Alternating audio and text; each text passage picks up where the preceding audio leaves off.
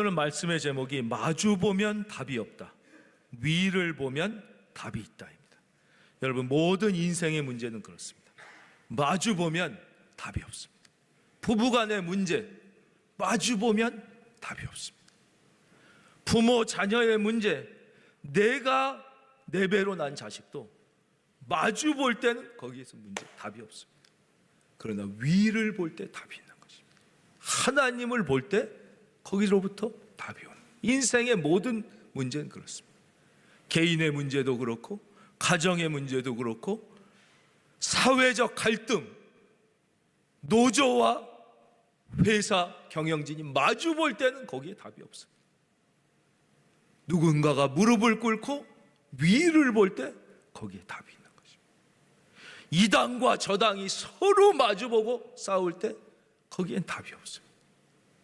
우리 믿는 성도들이 위를 보며 기도할 때 이 국가의, 민족의 답이 있는 것이죠. 우리가 북한과, 우리가 중국과, 오늘날 우리가 또 미국과 이 엄청난 갈등 속에서 이 각자 도생, 막 서로 마주볼 때 미국과도 답이 없어요. 지금 이 상황에 어떤 답이 있습니까? 중국과 답이 있습니까? 북한과. 그러나 낭망할 필요가 없는 것이, 우리가 하늘을 보면, 위를 보고 주님께 은혜를 구하면 너희는 내게 부르짖으라, 내가 내게 응답하겠고 내가 알지 못하는 크고 비밀한 일, 우리는 도저히 상상하지 못하지만 하나님께는 길이 있는 거예요. 길이 있는 거예요. 하나님께는 방법이 있고 하나님께는 답이 있는 거예요. 답이 있는 거예요. 그래서 우리가 배를 타고 가는데 여기 큰 암초가 있어요. 왼쪽으로 피하려고 그랬더니 거기는 더 큰 암초가 있어요. 오른쪽으로 피하려고 그랬더니 거기는 더 위험한 막 나뭇가지가 있어요. 길이 없는 것 같죠? 기도해 보세요. 하나님께서 갑자기 수위를 올려주시는 거예요. 물이 쫙 차올라서 그 모든 암초 위를 넘어가게 되는 거예요. 우리가 상상할 수 없는 방법들이 있는 거예요. 지렁이가 꿈틀대는데 앞에 태산이 가로막혀 있어요. 도저히 길이 없죠? 기도하면 지렁이가 나비가 돼서 날아가게 해주시는 거예요. 하나님에겐 다 길이 있는 거예요. 길이. 우리는 스스로를 보면 절망할 때가 있는 거예요. 나는 뭐 예수님을 믿어도 열매를 맺기는커녕 뭐 시들시들하고 믿음으로 하나도 살지도 못하는데 내가 뭐 이제서 하늘, 그렇지 않은 거예요. 우리 하나님은 어떤 하나님? 우리 주님은 상한 갈대를 꺾지 아니하시는 거예요. 우리 다 상한 갈대 같지요? 스스로 보면 싱싱하게 열매를 맺어야 되는데 열매는커녕 이건 곧 부러질 상한 갈대 같아. 아무것도 아니야, 그냥 뚝 부러. 그러나 우리 하나님은 그렇지 않다. 우리 하나님은 상한 갈대 같은 우리를 꺾지 않으시는 분. 우리가 다시 매달리면 우리를 다시 살려주시는 분. 우리 하나님은 어떠면 꺼져가는 심지를 끄지 않으시는. 이 심지는 뭐냐? 옛날에는 호롱불 같은 거로 불을 켰잖아요. 그러니까 심지가 환하게 빛을, 우리는 세상에 빛이잖아요. 근데 빛을 내기는커녕 우리가 아예 그냥 연기만 풍기잖아요. 오히려 세상에 빛이 되긴커녕 하나님 얼굴에 욕먹이고 주님 영광 가리우고 연기나 내는 거예요. 연기나 냄새나 풍기고 사는 게 우리 자신의 모습이에요. 정말 하나님 앞에 부끄러울 때가 많아요. 그러나 우리 주님은 그 꺼져가는 심지를 끄지 않으신다. 우리가 하나님 앞에 간구할 때 다시 그 심지를 살려주시는 분인 것을 여러분 믿고 실망하고 낙담하지 말고, 우리는 현실을 볼 때 좌절합니다. 맞아요. 내 자신을 봐라, 끊임없는 좌절뿐이에요. 그러나 다시 눈을 들어 주님을 보면 어떻게 해요? 말씀을 붙잡고 말이에요. 그래서 예수님이 뭐라고 그러셨어요? 다 낭망에 있는 사람들에게 너희는 예루살렘을 떠나지 말고 내가 아버지께 약속한 것을 기다리라 말씀했어요. 그랬더니 그 말씀을 어떻게 했어요? 붙잡고 마가의 다락방에 모여서 간절히 기도했어요. 말씀을 붙잡고 기도했더니 성령이 임하서 능력이 나타나 교회가 탄생했듯이, 여러분 내 자신을 보는 게 아니에요. 현실을 보는 게 아니에요. 예수님의 말씀을 붙잡고, 자 이거는 한번 따라하겠습니다. 말씀을 붙잡고 간절히 기도하면 기적이 일어난다. 예, 여러분 인생에 날마다 그런 은혜를 체험하기를 주의 이름으로 축원합니다. 오늘 말씀 16절에 우리가 로마에 들어가니 드디어 로마에 들어가게 되었습니다. 하나님의 예언이 성취되었습니다. 바울에게는 자기를 지키는 한 군인과 함께 따로 있게 허락했다. 바울에게 특별한 혜택이 베풀어진 거예요. 바울은 다른 죄수들과 다르게 한 군인을 딱 통해서 지키게 하고 지금으로 치면 가택연금을 지킨 거예요. 왜 이렇게 사도 바울에게는 특별한 혜택이 주어졌을까요? 우리가 당연히 생각해 볼 수 있죠. 첫째는 사도 바울이 가지고 있던 로마 시민권의 특권입니다. 그 당시 로마 시민권은 정말 세계인의 아주 극소수만이 가지고 있었던 거예요. 특권이니까 다른 그냥 사람들하고 같이 대우할 수는 없으니까 로마 시민의 특권을 준 것이죠. 두 번째, 사도 바울은 다른 무슨 강도나 폭력배나 뭐 이런 시정 잡배 같은 도둑놈이나 이런 게 아니었어요. 이 사람은 종교범이었어요. 지금으로 치면 사상범이란 말이에요. 사상범, 정치 사상범. 지금도 정치 사상범을 무슨 일반 도둑놈들, 무슨 강도 이런 사람이랑 같이 넣지는 않지 않습니다. 사상범은 주로 독방에 넣는다든가 따로 이렇게 조치하는 거예요. 사상범, 그러니까 따로 했겠죠. 세 번째, 더 중요한 것은 사도 바울은 이미 전에 재판을 했던 베스도나 벨릭스 같은 총독들이 무죄라고 재판을 했던 사람이에요. 그럼에도 불구하고 사도 바울이 로마로 가기 위해서 나는 가이사 황제에게 상소합니다, 이렇게 얘기했기 때문에 그전 하급심에서 무죄가 난 사람이니까 그렇게 엄격하게 이렇게 하지 않았다는 것이죠. 이렇게 세 가지로 그 이유를 우리가 생각해 볼 수 있습니다. 그러나 이 모든 것은 세상적 이유이고 훨씬 더 중요한 이유가 있어요. 그것이 영적 이유예요. 왜요? 그래요? 하나님께서 사도 바울에게 복음을 증거할 기회를 주신 것입니다. 그렇죠? 이게 가장 중요해요. 하나님의 섭리가 있는 거죠. 여러분, 왜 지금 그 사람이랑 결혼한 것입니까? 왜 그 직장에 다니고 있는 것입니까? 왜 그 회사에 다니고 있고, 왜 그 장사를 하고 있고, 왜 병에 걸려서 그 병원에 있고, 왜 그렇습니까? 여러 가지 이유가 있지요. 뭐 열심히 공부해서 그 회사 들어간 걸 수도 있고, 또 사업할 때 실수해서 망해서 지금 여기 있는 걸 수도 있고, 건강관리에 잘못해서 병에 걸린 수많은 이유를 찾을 수 있지만 그거보다 더 중요한 것은 무엇입니까? 하나님의 섭리가 있는 것입니다. 그곳에서 때를 얻든지 못 얻든지 예수 그리스도의 복음을 증거하라는 하나님의 섭리, 기회. 나는 왜 이렇게 아무도 예수 안 믿는 집에 시집 와서 이 고생을 하나? 아니에요. 그것이 하나님이 주신 기회라는 거예요. 기회라는 거예요. 나는 왜 이렇게 여기서 이렇게 고생을? 아니에요. 그것이 하나님이 주신 기회. 어떤 사람은 잘된 사람들도 있죠. 야, 나는 별로 한 것도 없는데 왜 이렇게 좋은 회사 다니고 요즘에 이렇게 장사가 잘 되고, 잘 되는 사람, 그거는 당신 지금 누리라는 게 아니에요. 그게 하나님이 주신 찬스의 기회. 그 기회를 주님을 위하여 써야 그것이 잘 사는 것이에요. 하나님이 계속 그 사람에게 기회를 주시는 거죠. 그렇지 않으면 은혜의 촛대는 옮겨가는 거예요. 은혜의 촛대는 옮겨가게 된다. 그 다음 17절입니다. 사흘 후에 유대인 중 높은 사람들을 청하여, 사도 바울은 그 기회를 놓치지 않고 사용합니다. 높은 사람들을 청했어요. 그들이 모인 후에 이르되, 여러분 형제들아, 내가 이스라엘 백성이나 우리 조상의 관습을 배척한 일이 없는데 예루살렘에서 로마인의 손에 죄수로 내준 바 되었으니. 자, 자기를 잘 진솔하게 가슴을 열고 자기 이야기를 하면서 이제 복음을 전할 준비를 하는 거죠. 저는 이 이스라엘을 사랑합니다. 우리 민족 그리고 우리 조상들을 싫어하거나 배척하는 거 아닙니다. 자기의 진정한 마음을 전하는 거예요. 우리가 복음을 전할 때 이런 자세가, 우리 왜 복음 전하는 거예요? 그 영혼을 사랑해서 하는 거잖아요. 근데 많은 사람들을 오해한다고요. 세상 사람들은 뭔가 남는 게 있어서 복음을 전하는 줄 안단 말이에요. 그게 아니라는 걸 얘기. 정말 왜 전하? 당신을 사랑하기 때문입니다. 당신이 구원받고 지옥에 안 가야 되기 때문이지. 내가 무슨 다른 종교를 싫어하거나 당신이 무슨 절에 가거나 무슨 놀러 가는 게 싫어서가, 진짜 당신이 잘 되길 바래서 이걸 꼭 얘기하고 가슴을 열어야 되는 거예요. 그래서 그런 거잖아요. 그런데 내가 로마인의 손에 죄수로 이렇게 가게 됐습니다. 로마인은 나를 신문하여 죽일 죄목이 없으므로 석방을 했습니다. 근데 유대인들이 계속 나를 미워했습니다. 내가 어쩔 수 없이 가이사에게, 황제에게 상소한 거지 절대 나는 민족을 미워하거나 고발하는 것이 아닙니다. 그리고 어떤 목사님이 스님들도 예수 믿고 구원받아야 됩니다. 그리고 막 어마어마한 공격을 받았어요. 공격받은 건 이해가 돼요. 그러나 그 마음이 뭐예요? 불교를 미워해서 그런 게 아니잖아요. 그 스님들이 구원받기를 원하는 마음으로 한 거란 말이에요. 막 그 종교를 미워해서 그런 게 아니잖아요. 그 한 영혼이라도 더 구원받기를 원하는 마음으로. 그것을 잘 설명할 수 있어야 돼요. 왜 단군상을 이렇게 없애라고 그러냐, 왜 다종교를 존경하지 않냐?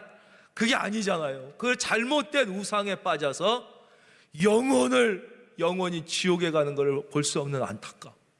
여기 독이 든 물을 먹고 있는데 존중한다고 그래 네 선택이니 독이 든 물을 먹으시오 이럴 수는 없잖아요. 안 됩니다. 그걸 먹으면 안 됩니다. 여기에 진짜 생명수가 있습니다. 이걸 얘기하는 거예요. 그걸 얘기해 줘야지. 우리가 그분이 예수 믿는다고 하나님의 영광을 위해서 한다는 걸 꼭 해줘야 되는 것이죠. 잘못된 마음을 풀고 이 진심과 진심을. 이제 우리 민족이 여러 가지 장점과 훌륭한 점이 있어요. 특별히 고난당하는 자를 불쌍히 여기는 게 막 있어요. 우리는 어려움에 빠진 자를 도와주고 이런 긍휼히 여기는 마음이 있어요. 그런데 조금 부족한 게 뭐라고 그랬어요? 다른 사람을 칭찬하는 것, 다른 사람이 나보다 뛰어나게 되는 것을 기뻐하는 걸 잘 못해요. 그래서 지금 젊은 세대들이 제가 볼 때 객관적으로 저희 세대보다 훨씬 뛰어난 점이 많습니다. 저희 세대보다 일단 애들이 품격이 있습니다. 그걸 착하고 예의가 바릅니다. 뭐가 예의가 바릅니까, 목사님? 근데요, 예의가 안 바른 건 옛날에도 다 있었어요. 지금도 그렇지만 저희 때는요, 애들이 훨씬 지금보다 못됐었어요. 그때는 막 데모하고 전대협 그래갖고 위아래도 없어요. 막 어른들 앞에서 막 교수님 앞에 막 삿대질하고 대학생들이 막 데모하고 총장실 점거하고 지금이랑 비교도 안 됐습니다. 그 다음에 한 청년하고 막 난리쳐서 지금 애들은 그런 애들이 별로 없어요. 근데도 요즘 애들이 낫다 그러면 어른들 중에 좋아하는 분은 한 10명 중 3명뿐이 안 돼요. 목사님 이상하네. 요즘 것들이 얼마나 버릇이 그거 벌써? 아니 그럼 미래 세대가 우리 세대보다 나아야지 좋지 미래 세대가 우리 세대보다 못한 게 좋은 거냐 이거예요. 그렇죠? 미래 세대가 우리 세대보다 나은 게 좋은 거지 이 우리 자녀 세대가 우리보다 못한 게 좋은 거냔 말이에요. 여러분 좋다 그럴 때 기뻐하는 마음이 있어야 그 가정과 미래를 하나님이 축복하시는 거예요. 우리는 그게 좀 약해요. 남이 잘한다 못 견디는 거예요. 못 견디는. 그래서 자꾸 쥐어 뜯으려고 그래요. 근데 이게 배운 사람이나 안 배운 사람이나 똑같아요. 이것만 극복하면 저는 우리나라는 하나님이 사용하시는 최고의 나라가 될 거라고 확실히 믿어요. 확실히.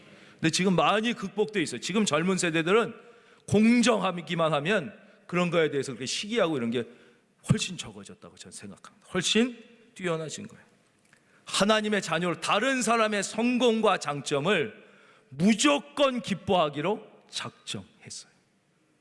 저는 우리 교회가 다른 교회의 성장과 부흥을 무조건 기뻐하는 교회가 돼야 할 줄로 믿습니다. 교회가 그런 건 당연한 거 아니겠어요? 그렇죠?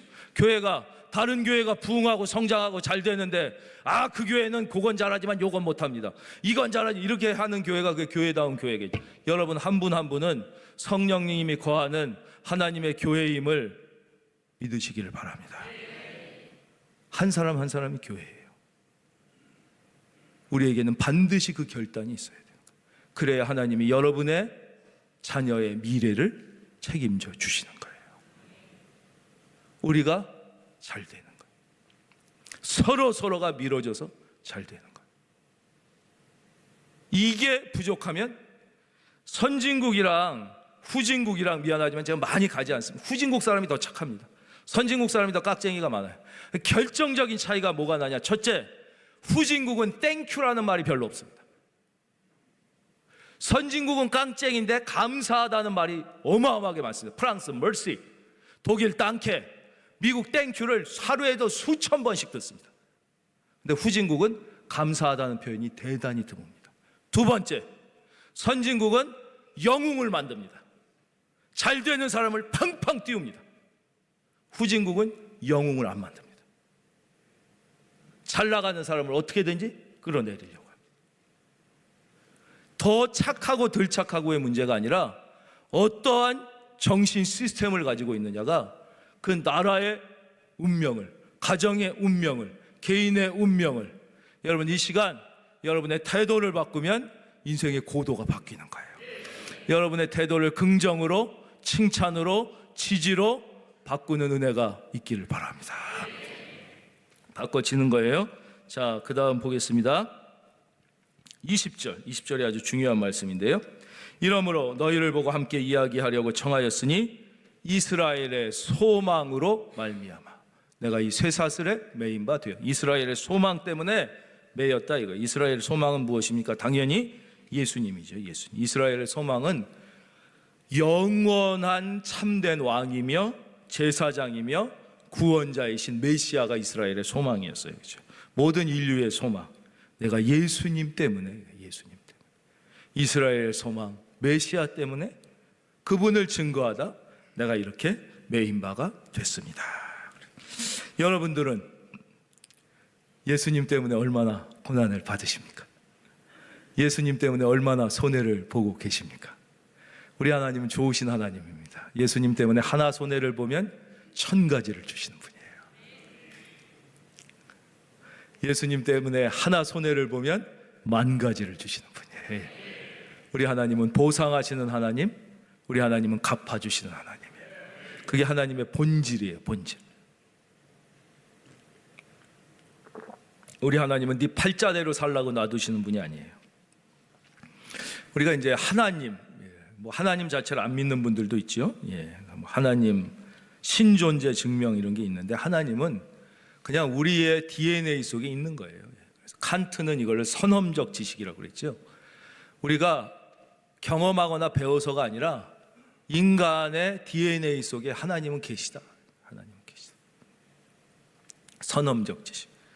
그래서 미국 역사를 보면 머레이 머들린 오헤어라는 분이 있어요. 이분이 이제 무신론 학회를 미국에서 창립하고 초대 회장을 한 분이에요. 이분이 1960년대 존 F 케네디가 대통령일 때 미국 공립학교를 고소합니다. 아니 하나님이 어디냐? 그 보이지도 않고 증명도 안 되는 하나님이 어디냐고 공립학교에서 성경을 읽고 기도하는 것은 이건 말도 안 된다. 사립학교에 어쩔 수 없지만 공립학교에서 왜 하나님이 보이지도 않는데 뭐 하나님의 말씀이라고 성경을 읽고 하나님 앞에 기도하고 주기도문을 꼭 했었거든요. 모든 미국의 학교는. 이거는 말도 안 되는 일이다. 그래가지고 고소를 하게 됩니다. 근데 이게 결국 연방 대법원까지 올라가게 돼요. 그래서 그게 이제 전 미국의 초유의 아주 관심사가 되게 되죠.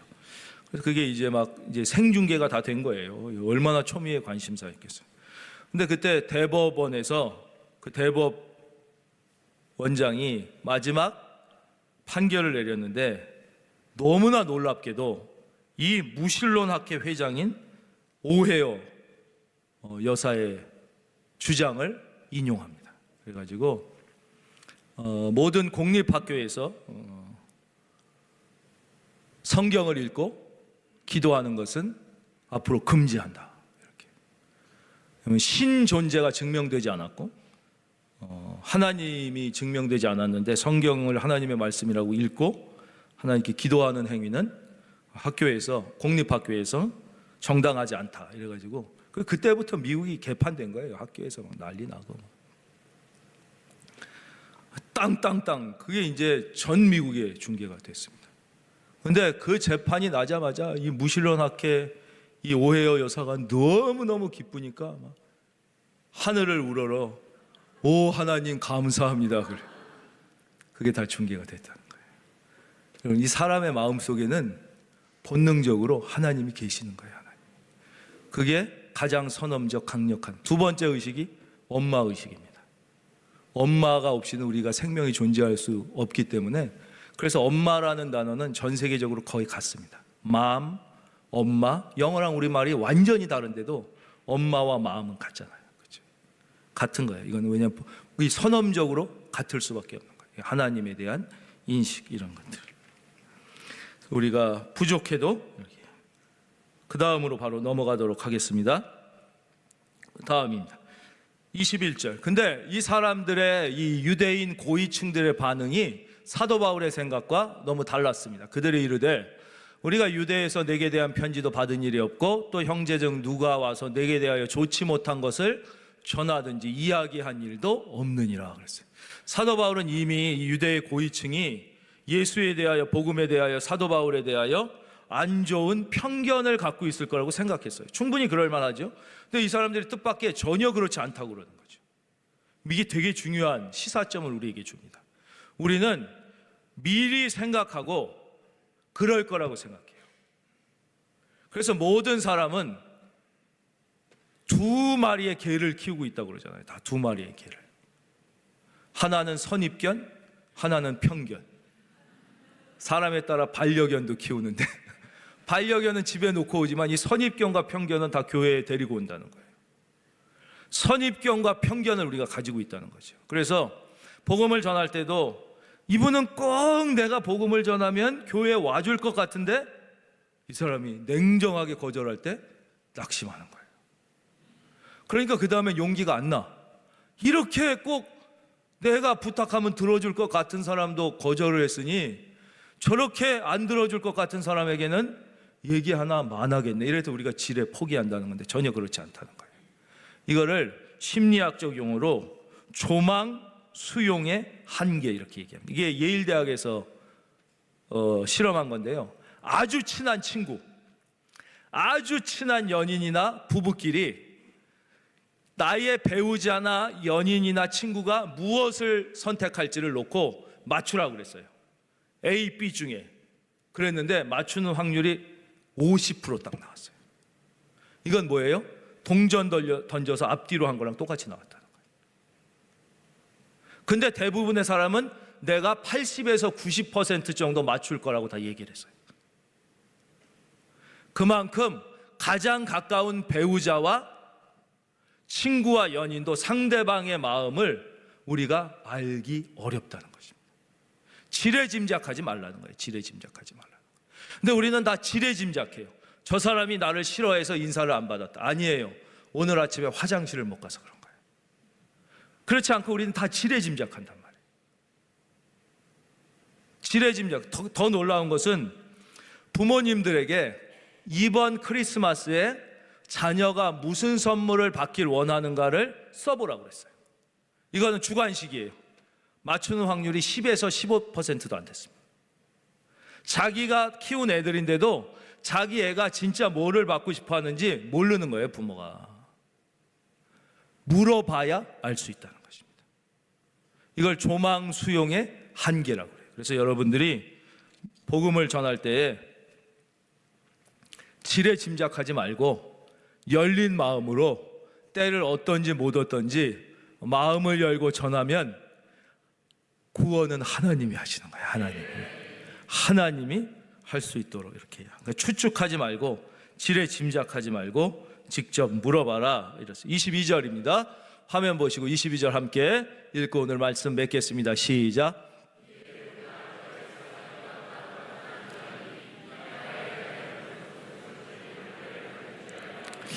우리가 이제 교회 다닌다 그러면 대부분 나는 믿는다 이렇게 생각합니다. 내가 믿으니까. 근데 우리가 진짜 믿는다는 게 무엇이냐? 진짜 하나님을 경험하며 믿는다는 믿음이 무엇인가? 믿는다고 할 때, 예배 드릴 때 내가 무엇을 믿는 것이냐? 거기에 대해서 믿음장인 히브리서 11장 6절은 이렇게 얘기합니다. 믿음이 없이는 하나님을 기쁘시게 하지 못한다는 거예요. 다른 어떤 것이 있어도 믿음이 없이는 하나님을 기쁘시게 하지는 못하는 거예요. 근데 여기서 얘기하는 이 믿음은 무엇이냐? 하나님께 오늘 다 하나님 앞에 나왔잖아요. 반드시 두 가지를 믿어야 된다는 거예요. 두 가지. 첫째는 뭐냐? 반드시 그가 계신 것을 믿어야 된다는, 계신 것을. 하나님이 계신 것. 이게 헬러 원어로 에스타인, 이 영어 성경으로 he is, he exists 이렇게 번역되는데 이게 뭐예요? 그가 지금 살아 계신 것을 믿는다는 거예요. 그가 지금 살아 계신 것. 한번 따라하겠습니다. 하나님이 지금 살아 계신 것. 그래서 지금 살아 계셔서 여러분의 예배를 받으시고, 여러분의 찬양을 받으시고, 여러분의 기도를 들으시고, 지금 예배드리는 여러분을 주목해 보고 계신 그 하나님을 믿는 게 믿음이라는 거예요. 살아 계신 하나님, 지금 현재 살아 존재하는 그 하나님, 이 자리에 계신 하나님을 믿어야 된다. 두 번째 또 뭘 믿어야 돼요? 그가 자기를 찾는 자들에게 뭐예요? 상 주시는 임, 보상하시는 하나님임을 반드시 믿어야 된다. 그러니까 하나님 앞에 나오면서도 잘 살고 못 사는 건 타고난 팔자다 이런 생각하면 안 된다는 거예요. 하나님은 하나님 앞에 나오는 사람에게 반드시 rewards, 반드시 보상하시는 하나님. 여러분 오늘 하나님 앞에 나오셨습니까? 하나님은 반드시 기억하시고 여러분에게 보상하시는 것이에요. 하나님은 본질적으로 그 존재 자체가 주시는 분이에요. 기버. 그래서 온 우주를 창조하시고 아무것도 한 것 없는 아담과 하와에게 그냥 주셨어요. 에덴 동산을 그냥 주셨어요. 태양을 주셨어요. 바다를 여러분에게 주셨어요.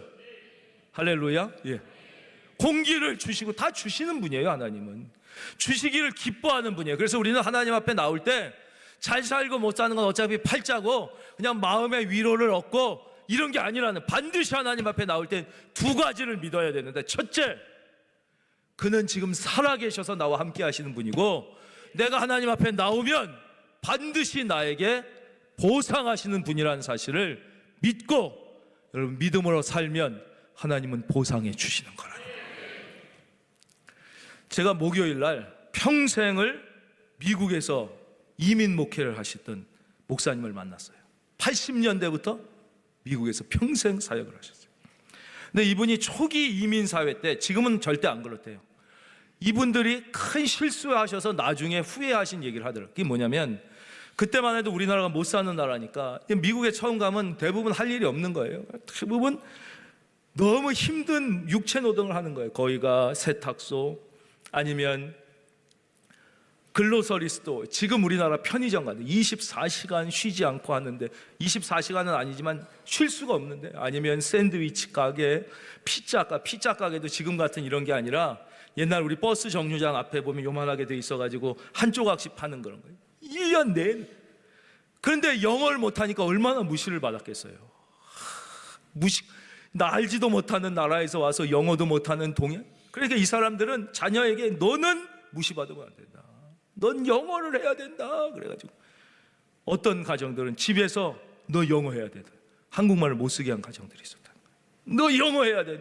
넌 영어를 잘해야 돼. 넌 영어를 잘해야 돼. 근데 어떤 가정들은 아니다, 너는 한국 사람이다. 너 집에서 영어 쓰면 혼난다. 집에서는 꼭 한국말 써라. 이런 가정들이 있었다. 근데 여러분, 미국 다녀오신 분들은 다 아시죠? 애들은요, 영어는 아무리 배우지 말라고 해도 미국 가면 1, 2년이면 다 합니다. 한국말은요, 아무리 잊어먹지 말라고 해도 1, 2년이면 다 잊어먹습니다. 결국 집에서 한국말 안 쓴 애들은 한국말은 전혀 못하고 영어만 하는 동양계 미국인이 됩니다. 여러분이 백인 미국인이라고 생각해 보십시오. 똑같이 영어를 잘한다면 동양계 미국인을 쓰겠습니까? 백인 미국인을 쓰겠습니까? 입장 바꿔놓고 생각해 보십시오. 누가 유리하겠습니까? 그러나 여러분이 백인 미국인이라고 생각해 보십시오. 얘가 비록 동양계 미국인이지만 얘는 영어도 잘하고 다른 나라 언어도 잘한다면 얘에게는 경쟁력이 있는 것입니다. 그리고 영어만 하는 애들은 어떻게 됐어요? 부모와 대화가 안 되는 것입니다. 다른 나라 사람이 됩니다. 죽도록 고생해서 키웠지만 얘랑은 1년에 한 번도 얘기가 안 되는데, 말이 안 통하는데. 여러분은 한국을 더 사랑하십니까? 미국을 더 사랑하십니까? 여러분은 한국인입니까? 미국인입니까? 여러분은 국어가 더 중요하다고 생각합니까? 영어가 더 중요하다고 생각합니까? 이제 제대로 묻겠습니다. 여러분은 이 땅을 더 사랑하십니까? 하나님 나라를 더 사랑하십니까? 여러분은 이 땅에 속한 사람입니까? 하나님 나라에 속한 사람입니까? 여러분은 믿음으로 사십니까? 세상의 지식으로 사십니까? 이미 답이 나와 있습니다. 여러분, 좋은 것을 선택하십시오. 믿음을 선택하고 진리를 선택하고 이 땅에서 손해볼까 봐 두려워하지 마십시오. 여러분은 아무리 발버둥쳐도 하나님의 것입니다. 하나님의 것답게 살면 우리 하나님은 반드시 보상해 주신다는 믿음을 갖고 이번 주도 그 믿음을 여러분 삶으로 경험하며 간증하며 살 수 있기를 주의 이름으로 축원합니다.